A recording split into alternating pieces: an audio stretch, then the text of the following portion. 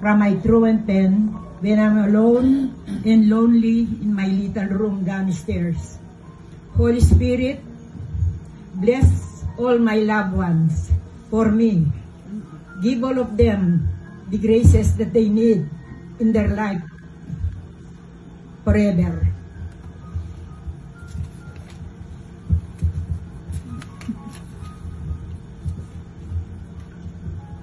To all my loved ones again, I love you all, my 6 children, grandchildren, great-grandchildren, and my dearest daughters-in-law, my dearest sisters too. My heart full of basket of love for all of you. My heart is full of prayers for all of you. My legacy, I wish to love you all. My legacy to love you all are the following. Give always your love to each and everyone.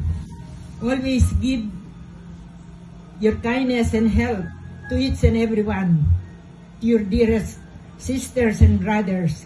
Say prayers directly from your heart every now and then.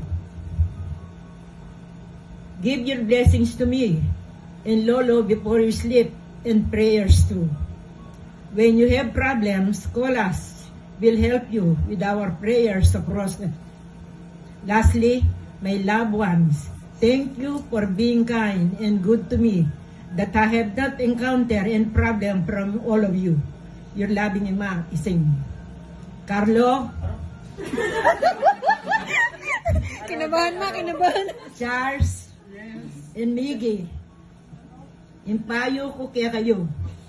Love your chosen wife forever. Ayoko konsumisyonan. Love them with all your heart forever. Ha? Tindabita.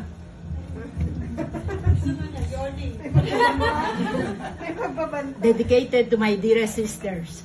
At Chingguring, Auntie Sen, Mami Nong. My heart is full of basket of love for you and prayers too. My love for you, sisters, flows directly from my heart to all of you. Lastly, don't forget me to have a share of your richest love. At sing-sing. Again, I'm giving my heartfelt thanks to all of you, my children, on this happiest 90th birthday of your mother. I thank you, Lord, the Holy Spirit, for giving me a long, happy, joyful life. Again, thank you, Lord, for giving me a basket of love, peace, joy, happiness, for this special day on my 90th birthday. Thanks, everybody. All of you, I'm thanking. I love you all, my dearest ones. Love you, ma.